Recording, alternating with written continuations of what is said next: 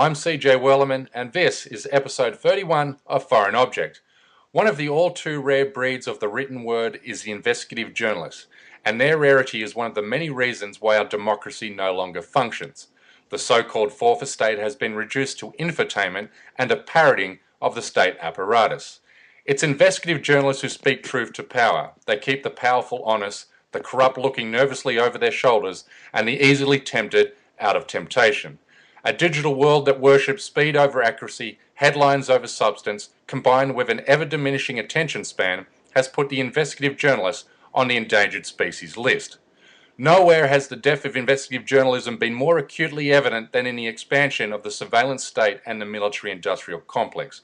Corporations who control the political class have enriched themselves beyond belief under the guise of national security.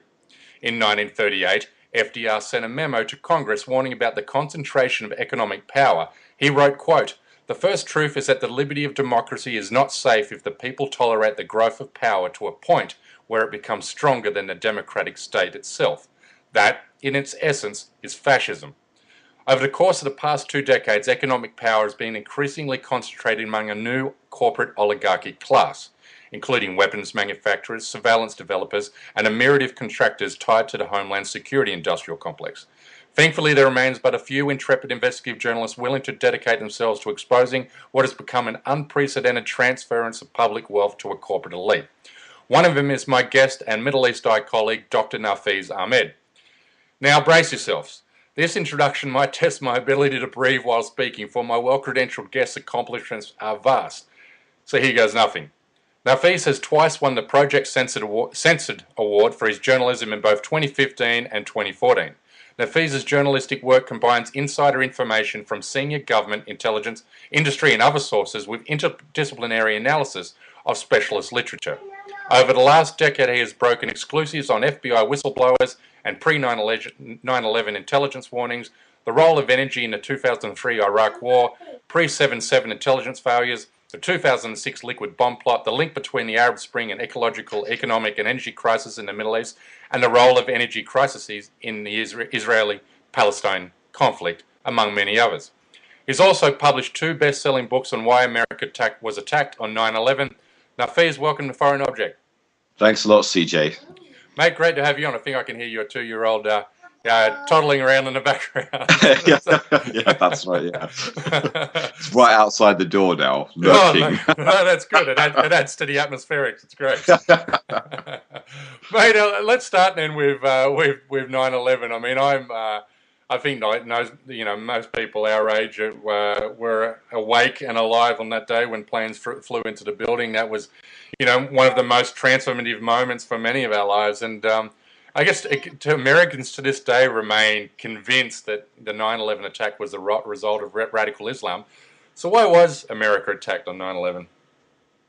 Well, I think it's, obviously that's a big question, and there's a lot of different factors that I think needs to be taken into account. And I think the problem with the way the issue is often framed in the mainstream is that it is so reductionist and simplistic that it's just about radical Islam and that's the end of it.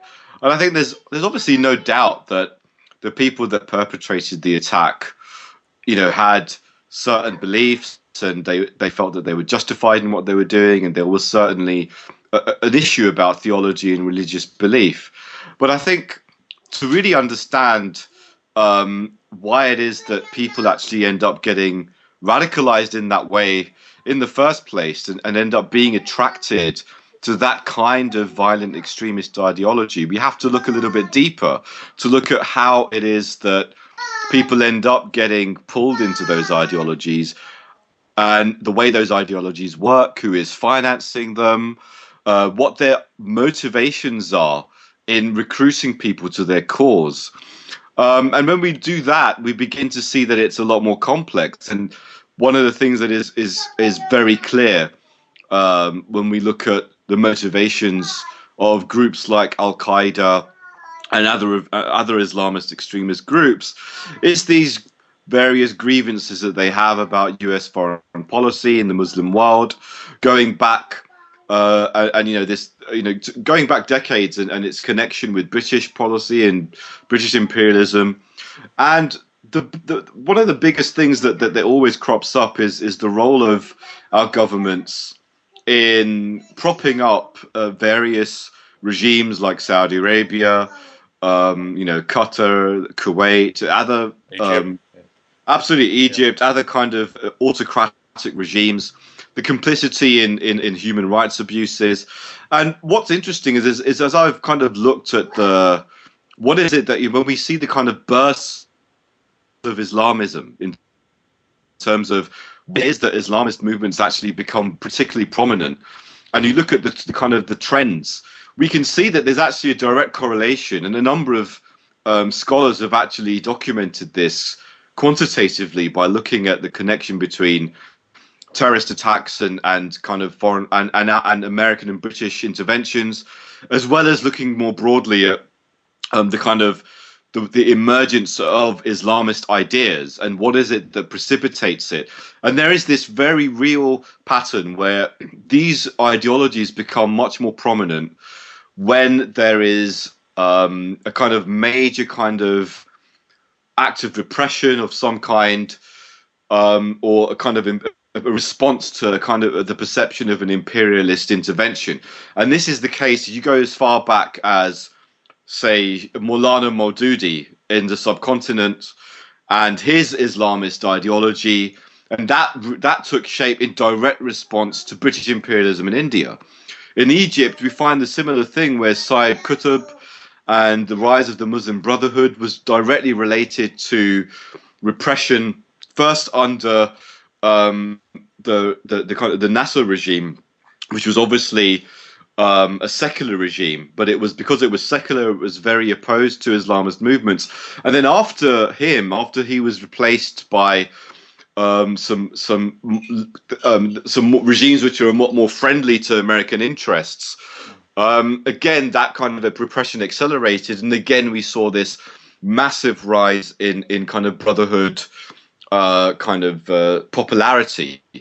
But that kind of pattern has been made even more kind of accentuated in the context of something that most people aren't aware of, which is the role of covert operations. And this really boils down to, for me, the issue of what is the material infrastructure of Islamist terrorism and Islamist extremism. And one of the things that's always missing from this analysis and this discussion, especially when it comes to some of the people who claim to be very interested in science and materialist analysis and that kind of thing. I mean, even, people like your nemesis, Sam Harris, for instance, who will talk about, these guys are atheists and they're scientists, but for some reason they're more concerned about ideas and this this very ethereal realm of ideas and ideology, but they're not really looking really at the materialist dimension of that, which is really the money and the infrastructure and how, what is it that kind of gives these ideas, a manifestation in the real world? Because, it's easy to have shitty ideas, but you need to be able, if you're going to really recruit hundreds of people and have a movement, you need to have money, you need to be persuasive, you need to be able to control, mediums of communication, and you need to have a political structure and an organization, and it's a very sophisticated. Well, you wrote a great piece on how the CIA and these Sunni Arab states funded the Mujahideen in Afghanistan, and how that flow of billions of dollars, and even you even boiled it down to we were even funding Islamist literature in Afghanistan. So there's always going to be blowback. Absolutely. I mean, and some of it is shocking. I mean, the stuff that was coming out of Afghanistan, and these textbooks were circulating in Afghanistan throughout the 1990s. They're still being used in madrasas in Afghanistan and in Pakistan, and these madrasas were being financed by the Saudis with US approval in the 1980s, during the Cold War. And, the textbooks are insane. You've got this kind of twisted theology mixed up with, educational materials. And, some of the examples that were reported in the Washington Post and elsewhere at the time were talking about how, you had kids who were being taught to count with images of tanks, and grenades, and they were being told things like, how many Soviet Union, soldiers can you decapitate, and just crazy stuff like that. And so I think that's the thing, is that of course, there are these extremist ideas, and there are these interpretations of the faith, and and there are people who call themselves Muslim and go around with that. And from the outside, if you're not a Muslim, it's difficult to kind of be able to tell from a purely religious perspective, perhaps, whether you think what's more legitimate or less legitimate or this. But ultimately, what it boils down to is really, what is it that gives these ideas life? And what we can see is that ultimately it is the money.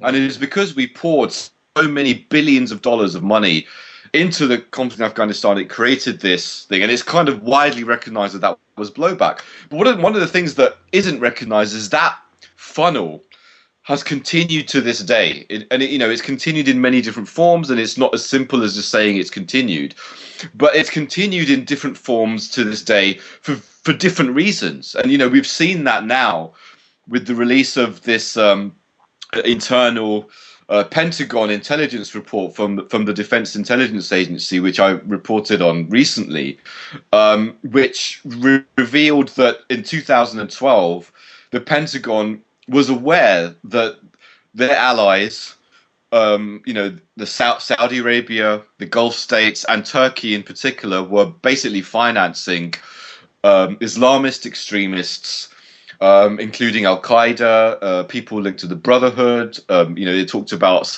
various Salafi jihadist organizations, all these guys in Syria, in order to basically isolate the Assad regime. And they basically predicted that the policy would very likely create an Islamic State they first said that it's likely to create a Salafist principality in eastern Syria, and then they kind of predicted, if that happens, we're likely to see the declaration of an Islamic State across Iraq and Syria. This was very precise and quite shocking to see that there was such a specific kind of prediction of the Islamic State. If you remember when when ISIS actually took over Mosul, when they first took over Mosul, it was kind of, all the reporting was, this is completely by surprise. We had government officials coming out saying we did not anticipate this. This was a complete shock. And now we know that was a lie. That they kind of saw this coming, but they didn't mind, because for them it was kind of like a cost benefit analysis of, well, it's a bad thing, but at the end of the day, we want to get rid of Assad, so we're going to go with this. And I think that's kind of what we're seeing, is that unfortunately a lot of the decisions that are being made in this by these unaccountable structures that you mentioned in your introduction, are being made on the basis of these very parochial interests, which they don't really have the public interest in mind. It's very much about these very narrow geopolitical interests that are benefiting, this military-industrial complex, and the vested interests that are involved in that. Yeah, it wasn't just a case of offsetting or countering Assad. Seymour Hersh, was one of the first journalists to report on this, and I think it might have been 2008 or 2009, and he called it the U.S. policy of redirection. And funding these Salafist groups and these Takfiris in Iraq and Syria was all about righting the wrong of the initial invasion of Iraq in 2003, that we had effectively made the biggest strategic blunder that we'd made in America's history by effectively handing Iraq to Iran, and by funding these Sunni dead-enders, these Salafist groups. That was going to be the way to counter the expansion of Iranian influence in the region. Absolutely. That stuff has been corroborated by so many different sources now. There was what do you call it? A CIA. There was a disclosure from the CIA in, I think, 2008 to Congress, a presidential finding, it's called, which actually documented this policy. But Hersh was, I think, the first journalist to basically really kind of lay it out quite clearly. And he showed that you had this very disturbing alliance, which, he reported that, I think, in 2007, but it sounded as if the policy had started some years earlier. And he was talking about how, the Bush administration had been financing, basically teaming up with the Saudis to send money to, Al Qaeda affiliated extremists. And I remember Hirsch, talking on CNN and saying that, at the end of the day, these guys are the same people that did 9/11. Yeah. And now we're financing them. What the hell is going on? So this is the thing. I mean, and this whole thing goes back so many years. I mean, there's been recent discussion about the congressional investigation after 9/11, which was they had a section on Saudi Arabia which was completely censored. I wanted to ask you about this. That was my first question I had written down to ask you, because you're cited in the 9/11 Commission report. I mean, you're a contributor to that, and I wanted to ask you, what do those missing 28 pages contain? I know you can't tell me, you might not even know, but what do you guess it contains? Well, just on the issue of the 9/11 Commission, I mean, I wasn't cited by name in the report, but my first book on 9/11 was among 99. There were 99 books that were mandatory reading for the 9/11 commissioners, and mine was one of them, and it's archived in the National Archives in Washington. That was my contribution, if that's what it is. But just to be clear, but yeah, on the issue of what happened with the 28 pages. I mean, from what we know, there's been kind of limited disclosures that have come out from people like Senator Bob Graham, who was involved in the congressional inquiry, and other members of Congress who've read those 28 pages, who said that this basically confirms Saudi financing of the 9/11 attacks. And they've said that it goes deeper than that. Like really specific stuff about links between members of the Saudi royal family and very senior members who were linked to the actual government and the hijackers themselves. And I think what's happened so far is the kind of the stonewalling that we've had from not just the Bush administration, but also the Obama administration. The way in which the whole issue's just been swept under the carpet really is illustrative of the kind of the sheer rank hypocrisy of this idea that we don't like Islamism, we don't like radical extremism, we don't like beheadings, blah blah blah. But here we are in bed with this regime that has basically been beheading people for the last century or so, but we are basically protecting them, and we've been protecting them to the hilt. And it goes back in the 28 pages is really only one example. I mean, even the 9/11 Commission report was heavily criticized by senior counterterrorism experts, people in the U.S. intelligence community, for basically whitewashing the role of Saudi financing. And the whole financing issue as well. I mean, people were talking about how they found it completely preposterous that the commission was saying that there was no evidence of Saudi financing of in relation to 9/11. It was completely, the trail kind of went nowhere. That was what the commission concluded officially. But we had cables released by WikiLeaks, kind of diplomatic cables, which were showing that in 2008. The State Department was basically saying that Saudi Arabia is recognized to be the leading hub of Al Qaeda financing and Islamist terrorism financing in the world. So there's always been this gap between these public pronouncements about what is actually happening with the financial infrastructure of Islamist terrorism and the reality in relation to our own allies. It's always surprising. We never presented the public what Saudi Arabia is and the dynamics even within Saudi Arabia. I mean, the way I see it is, the monarchy finances these extremist groups because that's their payoff for staying in power. I mean, the monarchy, who are enjoying cocaine and hookers and flying around the world first class and in their McMansions and all that sort of stuff, they only get to rule and control the world's oil wealth on the condition that they have the support of the clerics. And if they have the support of the clerics, then they have to have, show that they're on the side of, anti-American rhetoric. And that's their way of paying it off for the flow of money. Is that how more or less on the money, or? Am I completely off base? Yeah, no, I think you're totally right. I mean, this is something that a number of people have written about. I mean, Greg Palast, who's another veteran investigative journalist, he was really did a lot of pioneering stuff actually on the relationship with Saudi. And one of the things he reported after 9/11 that was very intriguing was how there were these FBI investigations before 9/11 of various Saudi connections to, just generally as financing of Al Qaeda and Islamist terrorism plots and things like that. And in the years preceding 9/11, these FBI guys were saying that they had completely legitimate investigations. They, had loads of leads, very specific intelligence, and consistently they were being blocked from pursuing these investigations by superiors in Washington, D.C. in the FBI. And I mean, after 9/11, some of these FBI whistleblowers came out and spoke about how their investigations were being blocked.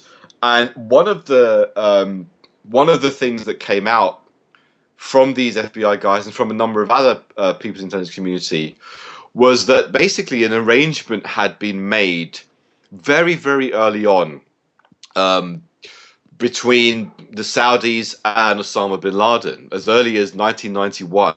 So the official story has it that, Osama bin Laden turned against the Saudis, and, I think he did turn against the Saudis, and basically, and then that created this ongoing war between bin Laden and the Saudis, and bin Laden basically had to, he was exiled from Saudi Arabia, and then, he fled to various other places, Sudan, Afghanistan, and was conducting his war. But the kind of what's missing in the cracks of that story is that there was apparently a deal that US intelligence was aware of. This was reported by Gerald Posner, for example, the NBC guy, a number of other credible sources, that Saudi intelligence made this deal with bin Laden that, look, you can basically do whatever you want, and we will basically continue to fund your activities as long as you do not target Saudi interests inside the kingdom. So you can go outside, do whatever you want. So this was basically, I mean, according to Greg Palast, he was told by FBI guys, this was basically a massive systematic protection racket. Wow.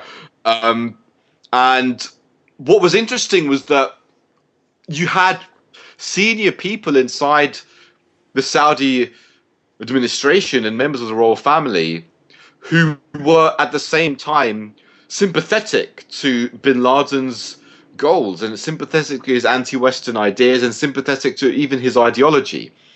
People like Turki Al-Faisal, who apparently was one of the guys who brokered this deal, Prince Bandar, and various other people from the Emirates and Kuwait and from Qatar, who were senior kind of members of the royal family, were also considered to be sympathetic. And there were reports of how some of these guys would actually fly out in the kind of the late 1990s to Afghanistan, and they'd have like lavish hunting parties in Afghanistan. They'd be seen, going around with Osama bin Laden.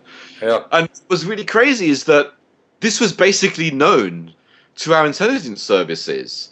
And then, we have all these stories about how we were hunting bin Laden and he was all this stuff. And, there was definitely, we had one arm of our intelligence agencies on the ground who were desperately, trying to stop these attacks and investigate them.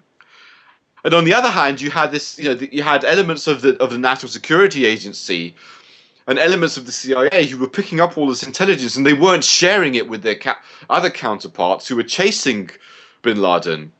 And that's the kind of story that we have picked. That's when you piece it together with some of the stuff that the various whistleblowers have put out over the years. It looks like, we had one arm of the government who were basically saying, we need to deal with these guys, and another arm of the government, which was linked to this very neoconservative kind of faction who had increasingly kind of taken over very prominent positions inside the government. Those guys were basically calling the shots, pulling strings, kind of blocking investigations. And there were huge conflicts of interest, involved in this, and a lot of it was just purely about money and power. You had groups like the Carlyle Group, this massive defense investment firm, where the Bush family was involved, the Bin Laden family was involved. They all had shares in this group, and we also had FBI people complaining that members of the Bin Laden family were still connected to Osama bin Laden, contrary to the official narrative, and that they were still financing him. Yet you have these guys in bed with the same giant defense conglomerate, with the Bush family, all of them set to make a massive profit out of the huge military-industrial profits that were being made out of the war on terror after 9/11. And in the days and weeks after 9/11, you have these reports of members of the Bin Laden family and Saudi royal family inside Washington, D.C. and other parts of America who were being flown out with FBI approval when all planes were supposed to be grounded. Yeah. And this is extraordinary. I mean, this came out in Vanity Fair, that it was a scandal. People were talking about it, yet nothing was done. Completely nothing was done. And to this day, those people are scot-free back in Saudi Arabia. We basically allowed these people to escape, even though those were kind of like, in any investigation, those would have been the first people that we would have wanted to question. People of interest, for sure. Yeah, absolutely. And one of them include a family, didn't it, in Florida, which had connections to high-level KSA officials, wasn't it? Is that what I remember? Yeah, I mean, Florida was just a hotbed of this kind of stuff, and there were reports that, as I mentioned, some of this stuff was coming out, is apparently detailed in the 28 pages, according to people like Bob Graham.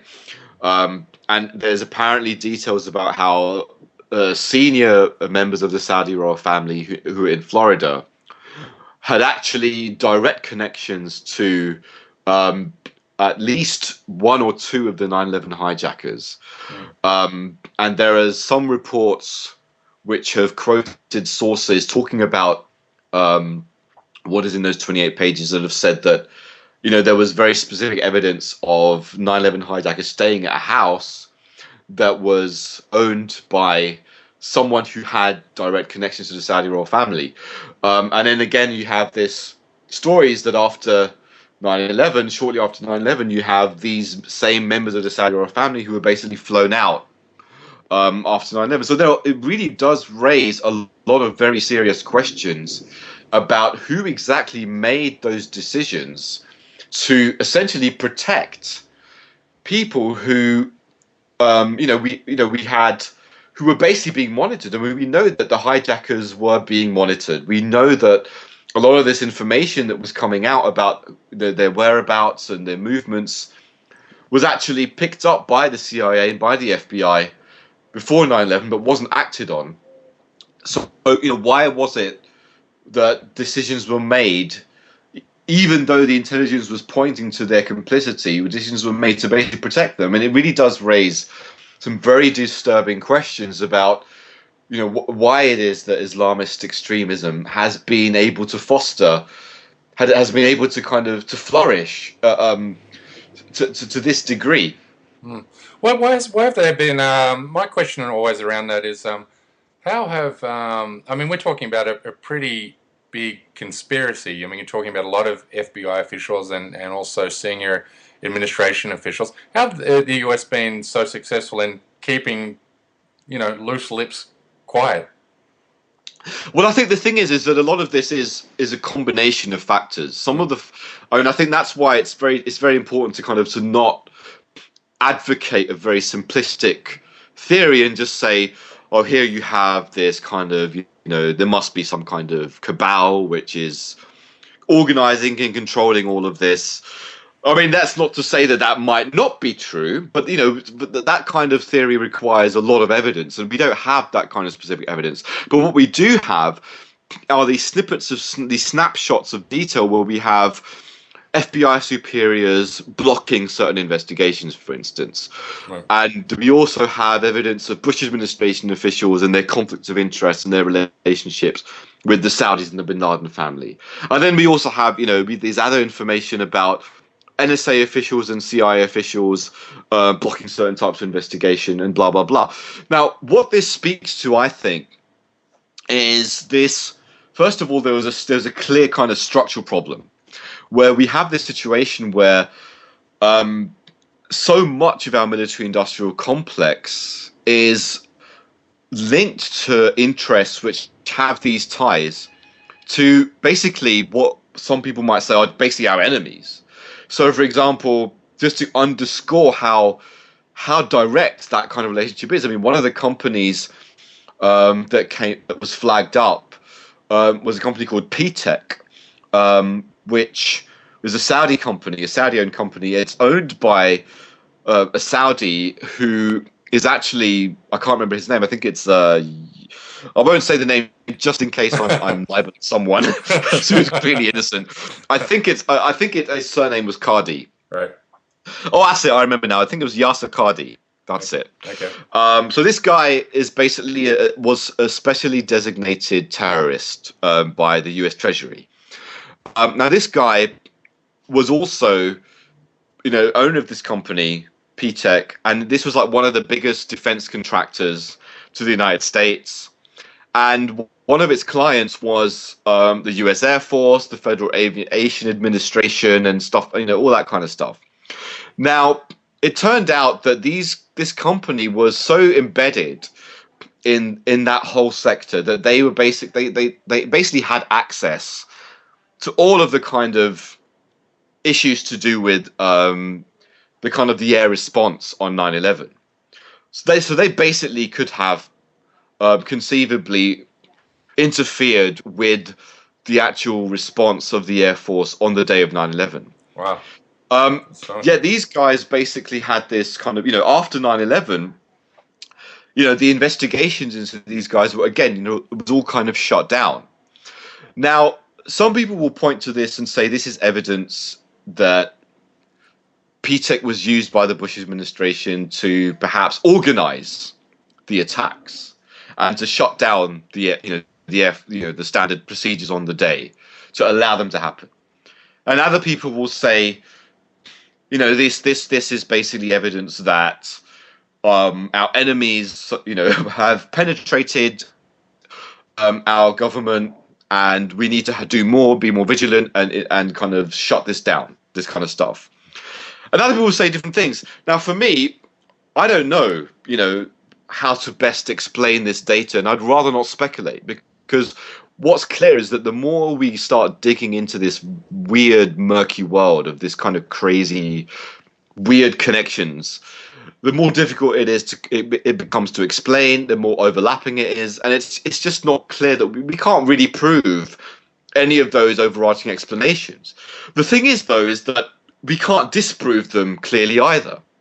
So for me, this is why all of this stuff really just underscores, one, why the 9/11 Commission and the congressional inquiry was simply fundamentally inadequate. They didn't ask the hard questions, and we need to have a serious investigation of what happened, and we're very, very unlikely to have that kind of investigation. But those kind of questions need to be asked. But what I think does become clear from this, what we can say very clearly, is that there seems to be this very incestuous institutional relationship between very powerful lobbies that we would consider very American or British and very, very homegrown, whether that's our own defense companies like Booz Allen Hamilton and other companies. And it's clear that they have a very, very entrenched control over the intelligence apparatus, to the point that, as we've seen with the Snowden revelations and some of the other pioneering reporting by people like Tim Shorrock and other journalists who've talked about, the privatization of the intelligence system, we see that there's been this massive corporatization of our whole intelligence structure. And so now, the lines have been blurred between private interests, defense interests, energy interests, arms interests and all of that stuff. But what's really disturbing about that is that those same interests are in bed with the Saudis and with the Gulf states and with countries like Turkey and with a lot of these powerful autocratic regimes that we are supporting in parts of the Middle East and North Africa, in order to secure access to regional resources and various other kinds of interests. And basically those guys are our allies, but those are the same guys who are financing terrorists. And ultimately, I think what's happening is because of those relationships that we have abroad with people who are governments and regimes that are financing extremists, it creates this fundamental problem where the very structure of the system is basically violating national security and creating problems to national security. But these things are so entrenched systemically because of the nature of the economy, because of the nature of capitalism, because of the growth imperative and the need to just keep this churning along, that we will not we don't want to reform the system. The people in charge don't want to reform it. And I think there are some people who have misgivings about that system, but benefit from it, but kind of are happy to benefit from it. And I think there are people who are aware of what's going on and don't really give a shit. And I think those are the neocons. And we have other people who are maybe to some extent aware of it, but are trying to, struggling from on the inside and trying to do something about it, but not sure what exactly to do. And there are others basically who just don't understand it because it's so compartmentalized. And I think perhaps even a lot of the people who are benefiting from it don't quite understand the scale of what it is, because they're only seeing it from their own kind of, their kind of very specific perspective. So the FBI guys are seeing that their own investigations are being blocked, and perhaps it is just a case of FBI superiors being told by their political superiors that we don't want to look at these investigations because they're our friends. But obviously they're not being told that it's because of a political reason. They're just being told that it's a resource issue. And so what they know is there's resource problems, and then they're lobbying for more resources, but actually it's the guys who are giving the orders know that there are some interests that they're trying to protect. So I think it's that kind of need to know compartmentalization that allows it to continue in this way where there's nobody who has that massive big picture of what's going on necessarily. I mean, there may be a small number of people who have that big picture, but even they maybe have some conflicting interests. They're wrangling with each other politically. There are Democrats, Republicans, there are people in the military, in the FBI, and the CIA who are having turf wars. So I think it's easy to oversimplify it and just say it's one grand cabal that's doing everything. And I wouldn't even want to necessarily ideologically discount that just for the sake of it. But I think, there's no real, very clear, simplistic evidence of that. And it seems more plausible to me to say that actually you've got all of these different factions who are vying for kind of behind this kind of issue, but have their different interests. And that's what's kind of allowing this system to kind of get worse and worse. Yeah, well, I mean, we're talking about a diverse, decentralized cabal of special interests, political interests, which are vested in not having the 28 missing pages released. What surprises me is, they must be just thrilled to bits that the U.S. public has, and it just blows me away, has zero appetite to have these 28 pages released. If these 28 pages do become released, if the appetite in the U.S. public was to bring it to bear, how much would that force a change and a rethink in U.S. foreign policy? I mean, Bob Baer, who was a former CIA operative, he says, in his book on Iran, that, America effectively, backed the wrong horse in backing, the Sunni Gulf states.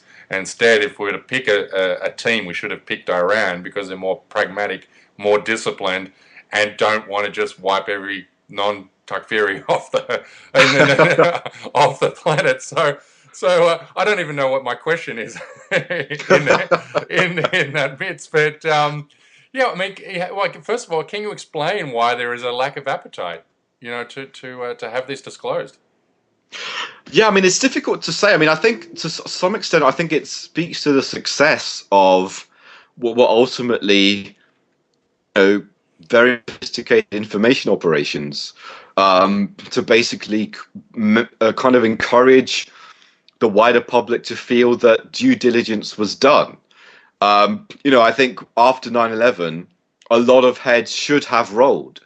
But, we had this process of these various inquiries, which were, even the people involved in those inquiries, as we now know, even, the 9/11 commissioners, not all of them, but many of them have spoken out and complained about the politicization of the inquiries and things like that. But I think it was this combination of things where the media ultimately played its role as a handmaiden to some of these special interests, who were in and outside of government. And, you had lots of reporting on the 9/11 Commission and lots of reporting on stuff that was coming out.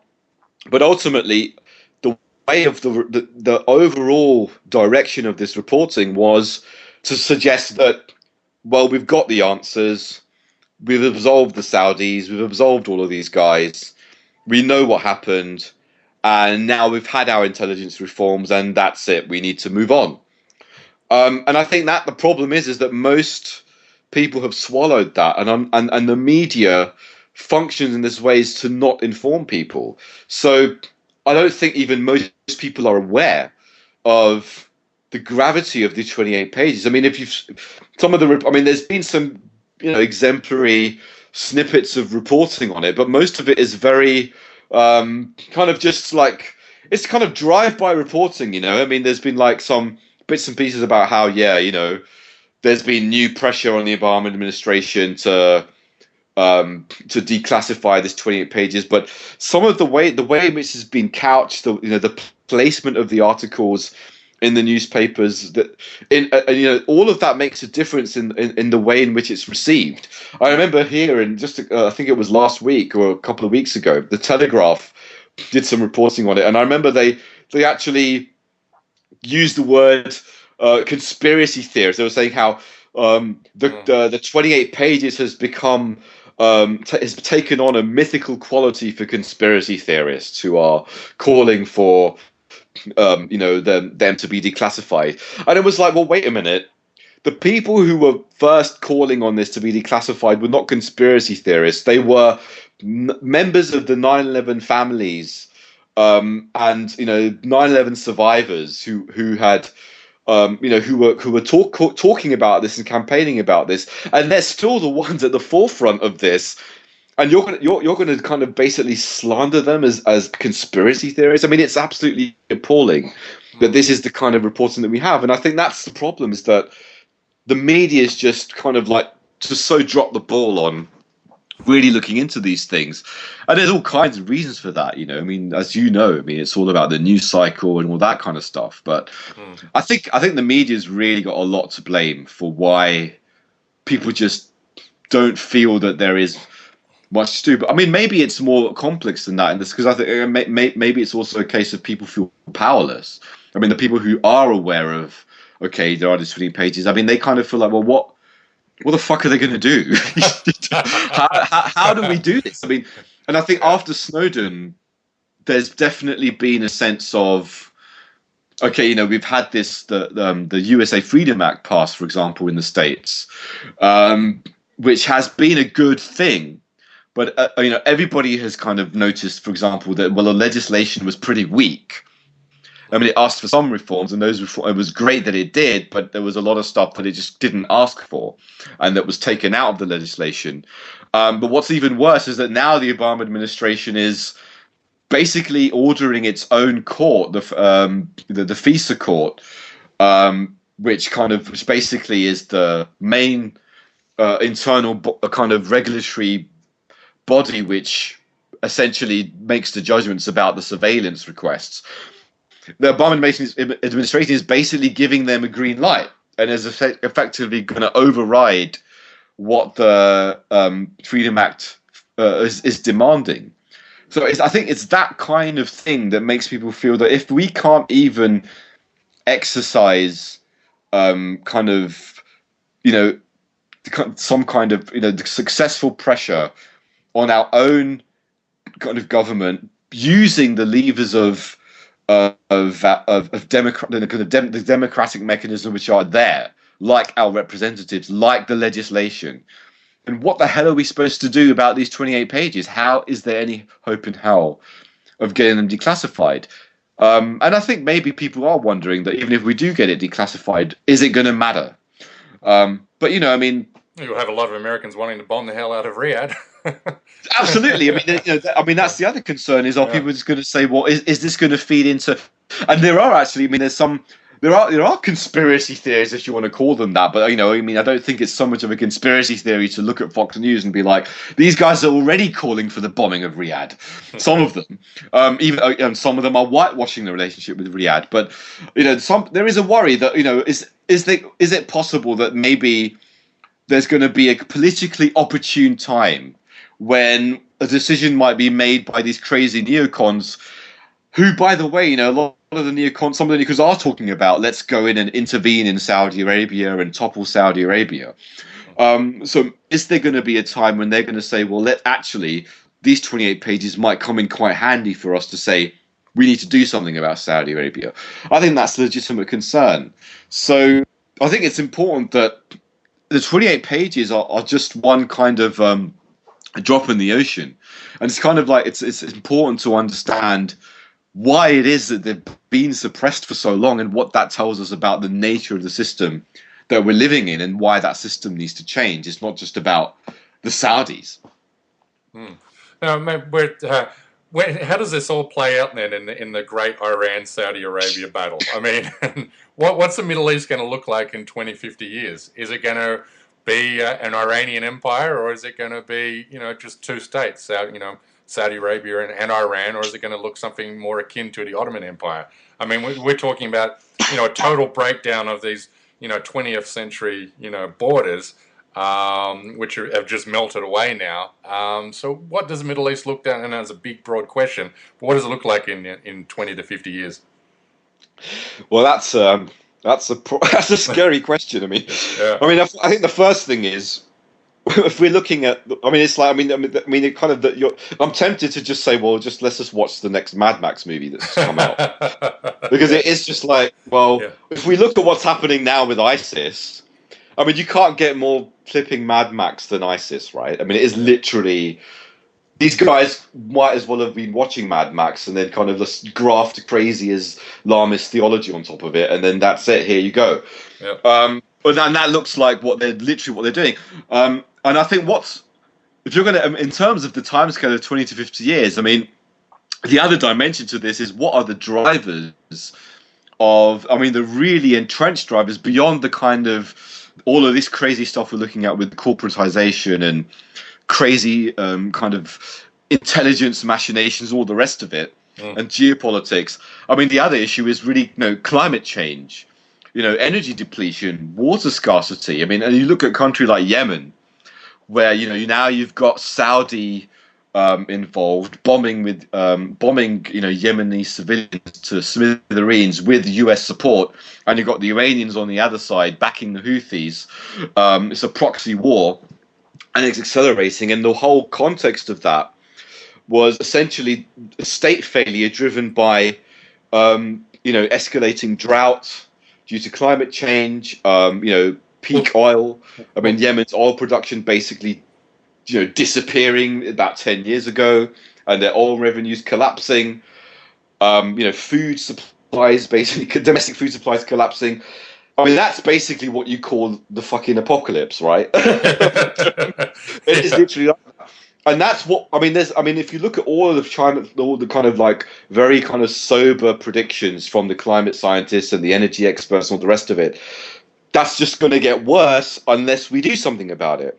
Yeah. So look at Syria. Yeah, Syria was history will record Syria as the first climate change war. I mean, that civil war was propelled by the worst drought in 100 years they had in that country, moving people off urban communities from rural communities into the urban centres, which and then you get social chaos and conflict, and that's what sparked it.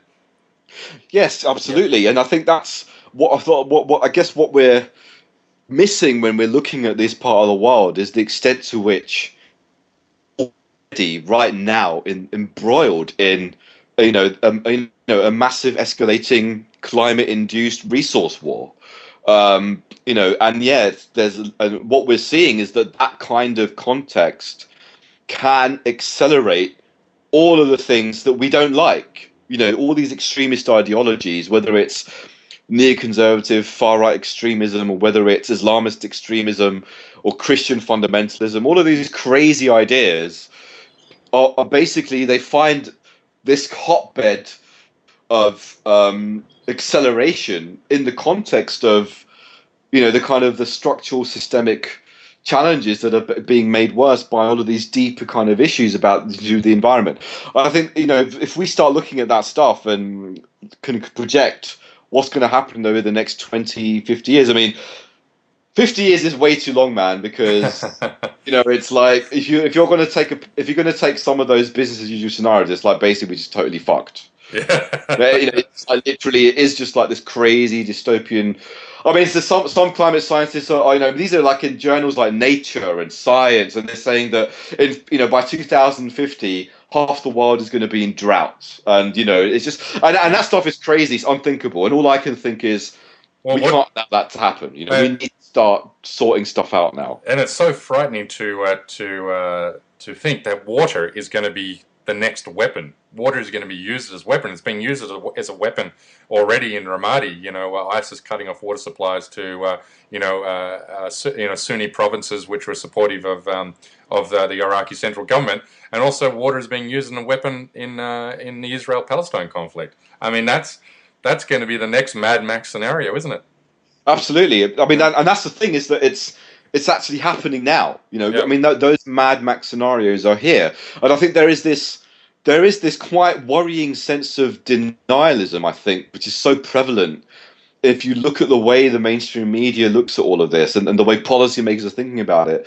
There is this complete lack of understanding that all of those issues, the fact that these are actually water wars, water conflicts, these are climate conflicts, these are oil conflicts, and they are religious conflicts as well. The fact that all of those things are combined is kind of been lost on people, and because of that, I think we're kind of in a way prevented from really being able to respond in a meaningful way. We end up, we'll focus only on the surface symptoms and be like, okay, it's a religious conflict, this is what it is, and we need to bomb those people, and that just makes it so much worse rather than dealing with the kind of fundamental issues. But sooner or later, we're going to have to start getting to grips with those, because if we don't, as you said, these kind of issues that we're seeing, like the water conflicts in Iraq and things like that, are going to become systemic, and they're going to become actually quite paradigm defining, to the point where we will start seeing these problems come home. I mean, look at what's happening in California, where we've had this ongoing drought for several years. It's now kind of very well understood this is linked to climate change. There's already these kind of, I wouldn't say water conflicts, but water tensions between different American states across America because of the impact of these droughts. Could there become a point over the next 20, 30 years where we see a combination of factors such as the banking collapse, issues to do with food crisis, and these kind of prolonged droughts leading to not just civil unrest on the streets, and we've seen unprecedented outbreaks of civil unrest in places like Ferguson and elsewhere, in Baltimore, purely in response to police violence, against black communities. What happens when that kind of context becomes radicalized by these big environmental issues and things like that? Who knows what's going to happen, and who knows where it could go? That's why I think it's so important for us to begin to think about community resilience, grassroots responses, where communities can begin to forge links and forge connections and stop pointing fingers at each other instead of Muslims and non-Muslims and atheists and non-atheists and people of faith and non-faith and whatever, pointing fingers and saying you're the problem and turning everything into a question of identity and blaming identity. We need to be saying, actually, it's fine. We have our different views and our different identities, and we might completely disagree with each other, but fundamentally, let's get to grips with the diagnosis of the problem, which is a purely scientific diagnosis tells us that this is what the problem is. It's the system. We need to be joining forces as communities and helping each other against the real enemy, which is the system and who is in charge of that system today. And that is a nexus of people who do not have our interests at heart. They're completely concerned with their own interests, their own extending their domination of global resources, extending their control of the media, the corporations, the government. Those are the guys we need to be calling to account together, rather than having these ridiculous situations where, you got these idiot bikers going outside mosques and holding up guns and saying, you guys are Muslims and you're in. I mean, that's just like literally insane and ridiculous. Yeah. And vice versa, Muslims also, kind of get pointing fingers at atheists and saying atheists are are the cause of all our problems, and it's all about atheism and absolutely, and secularism is the reason for everything. Let's stop pointing fingers at each other about these things. We can still have those debates and those discussions and disagree. And we can point fingers, but let's not point fingers on these issues when it comes to our daily lives and our politics and our economics, when we can actually see in front of us these are the real issues. I mean, I think in that sense, Snowden and the revelations that he brought out really give us a clarion call for what we need to be uniting on. Yeah, very well said. We're focusing, on blaming each other rather than coming up with solutions if we can work together and move forward. So, mate, very well said. We've come to the end of Shot Clock, unfortunately. But you mentioned my arch nemesis, and I wanted to mention you've had one of your arch nemesis was a new atheist himself, a very famous new atheist, Christopher Hitchens. I mean, he. So I had to bring that up. He attacked you, and what would have been at a time that would have been very early in your journalistic career. I mean, so tell me a little bit about that briefly. I mean, that was quite funny. I mean, Christopher Hitchens wrote a piece. His real target was Gore Vidal. Right. And I'd been fortunate enough as a young writer that Gore Vidal had stumbled across my first book about 9/11 and written a very lengthy article based on almost entirely on my book in the Observer. So setting out a lot of the kind of stuff that we've been talking about today. So many years later, Christopher Hitchens wrote this hit piece against Gore Vidal in Vanity Fair, where he basically said Gore Vidal is a crackpot, and he gave Gore Vidal's article in the Observer and his reference to me as an example. And then obviously because he was talking about me, he had to basically defame me. So he was basically saying, Nafeez is this crazy conspiracy theorist who has this think tank, which is not actually a think tank, and he writes for this website which is basically rubbish and it's not a real proper website, and blah, all of this just really silly insinuations, which if he had bothered to fact check any of it, he would have realized that he was totally just incorrect. Yep. So I think what happened was that I was kind of thinking about what's the best. I first just wrote a letter to him, just trying to say, look, you made a number of errors here about who I am and what I do and what my book was about. And then I remember he responded saying, well, actually, it's not about authority and academic credentials. And then I remember in his signature, he listed all of his various kind of fellowships and university affiliations, and it was really weird because I said to him that, look, I'm an academic, this is who I'm writing for. And eventually I had to write this because Vanity Fair didn't want to publish my full critique of what he'd written. I mean, he'd basically just really gone after Vidal. Right. And it was kind of disgusting because, Gore Vidal was, right, by this time he was really old, who was quite ill. And it was kind of like kicking an old man when he's down. You know, it was kind of really like, why are you going after him at this point? Yeah.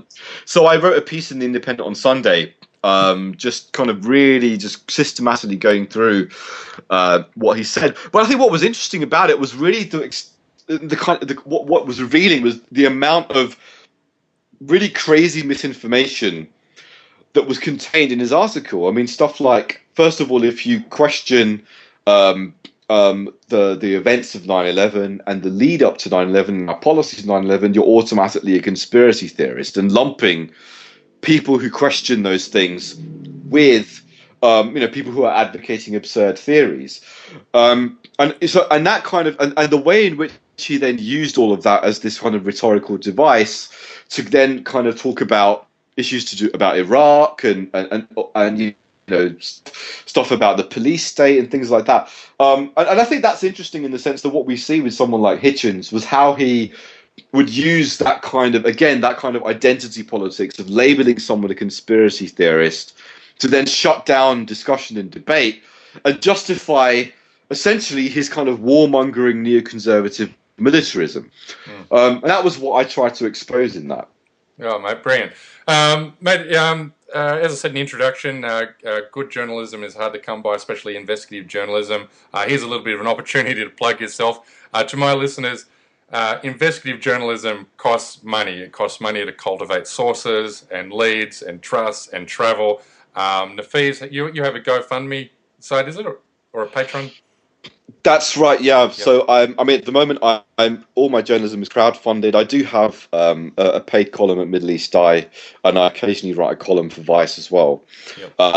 But most of my investigative stuff is funded via my crowdfunding project, through which I'm basically trying to create a new content platform where this kind of interdisciplinary investigative journalism can be supported, and where it's not basically just me doing investigations by myself, but ideally you have a team, people reporting across the world, blah, blah, blah. So people can check it out at patreon.com/Nafeez. That's patreon.com is basically patreon.com/NAFEEZ. And if they go there, they'll be able to see my work that I've been doing so far the last 6 months, since being chucked out of The Guardian. And if people want to donate, they can. But the way it works is basically it's kind of like a subscription thing where people can donate every month. And they can donate basically as much as they want or as little as they want. And if they want to just donate one-off, they can do that as well by subscribing and then just cancelling the subscription at the end of the month. So if people like my work and want to see it, more of it, they're most welcome to pop down to the crowdfunding site and to join up. And if they do so, hopefully they will be part of a growing community of people where we will be able to share ideas. I mean, my community of supporters will send me story ideas. They'll give me feedback. I'm trying to make it a much more participatory process and a much more accountable process than the way journalism is done at the moment. Brilliant. And where's what's your Twitter handle so people can quickly follow your Twitter as well? Cool. So it's just at Nafeez Ahmed. So it's NAFEEZ, and my surname AHMED. Nafeez Ahmed, all one word. Brilliant, mate. I don't know if I'm incredibly excited after speaking with you or incredibly depressed. You've painted a very dystopian future. I tend to have that effect on people, yeah.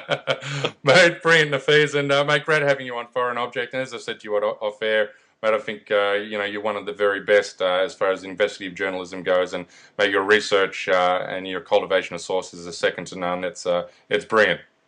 Thanks so much, TJ. I really appreciate the opportunity to speak to you. Really enjoyed it. Yeah, for sure, mate. All right, all better, and I hope your son's right?